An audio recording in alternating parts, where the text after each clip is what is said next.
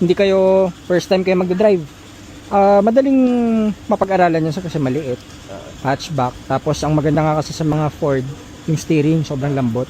Yun yung difference. Tapos dito nga, bago namin i-release yung nire-refresh na, kita nyo naman, dugyot-dugyot yan. Pero yung mga napapanood nyo, Kasi kahit di na ako magsama ng mekaniko, okay. oo. Oo. So lahat yan, yung mga cooling system, bonus na lang dyan yung mga pintura-pintura mga ganun Pero yung importante dyan, engine, transmission, diba? Mga ganun. Ayun yung difference. Kaya pag ganyan, gagamitin mo na lang. Fiesta, perfect yan sa mga tulad yung first time na kukuha ng sasakyan. Kumbaga, pagpa-practicean nyo, mga ganun. Itanungin ko lang.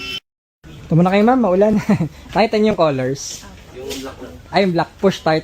Sige sir. Apo. Gawan ko kayo ng ano sir, kuha kayo ng details para sa invoice. Sige po. Kami nang bahala sa first car niyo sir, ma'am. Oo, papapugiin pa namin 'yon. Ang processing po nung kasi baka matagal lang tayo sa paint, mga 4 to 6 weeks more or less. Ano po to? Sa amin po ba to? Ay, okay. Sige po. Thank you. Kami nang bahala sir pag update namin kayo dun sa Viber group chat. Sige. Ingat po kayo. Ay, naku si Bibi. Mulan. Teka sir, may mga payong ata tayo dito. Pakota yung payong.